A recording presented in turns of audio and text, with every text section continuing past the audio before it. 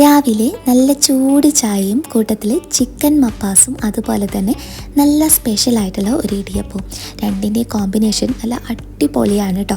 അപ്പോൾ ഇത് തയ്യാറാക്കി എടുക്കുന്നതിനായിട്ട് ഒരു പാത്രത്തിലോട്ട് 1/4 കപ്പ് വെള്ളം ഒഴിച്ചു കൊടുക്കാം. 1 ടീസ്പൂൺ ഉപ്പും 1 ടീസ്പൂൺ നെയ്യും ചേർത്ത് മിക്സ് ചെയ്ത് തിളപ്പിച്ചെടുക്കണം. ഒരു പാത്രത്തിലോട്ട് 1 കപ്പ് റാഗി പൗഡർ ചേർക്കാം. തിളച്ച വെള്ളം കുറച്ചായി ഒഴിച്ച് മിക്സ് ചെയ്തതിന് ശേഷം അടച്ചു വെച്ച് 5 മിനിറ്റ് മാറ്റി വെക്കാം. അടുത്തതായിട്ട് 5 മിനിറ്റിന് ശേഷം 2 മിനിറ്റ് ചെറുതായിട്ട് ഇതൊന്ന് കുഴച്ചെടുക്കണം. ഇനി നമ്മുടെ ഇടിയപ്പമൊക്കെ ഉണ്ടാക്കുന്ന അച്ചിലോട്ടേക്ക് ഇതുപോലെ ഇട്ട് കൊടുക്കാം. ഇനി നമ്മളിത് ഒന്ന് നമ്മുടെ ഇഡ്ഡലി തട്ടിനകത്തോട്ടേക്കാണ് ചേർത്ത് കൊടുക്കുന്നത്. കുറച്ച് തേങ്ങ ചിരക്കിയത് താഴ്ഭാഗത്തായിട്ട് ഇട്ട് കൊടുക്കാം. ഇനി ഇതുപോലെ വളരെ ഫാസ്റ്റായിട്ട് നല്ല സോഫ്റ്റ് ആയതുകൊണ്ട് തന്നെ ഇതുപോലെ ചുറ്റിച്ചെടുക്കാം. നല്ലതുപോലെ ആവി വന്ന ഇഡ്ഡലി പാത്രത്തിനകത്തോട്ടേക്ക് ഈ ഒരു തട്ട് ഇറക്കി വെച്ച് അടച്ചു വെച്ചതിന് ശേഷം 5 മിനിറ്റ് കുക്ക് ചെയ്തെടുത്തു കഴിഞ്ഞാൽ നമ്മുടെ റാഗി കൊണ്ടുള്ള ഇടിയപ്പം റെഡി.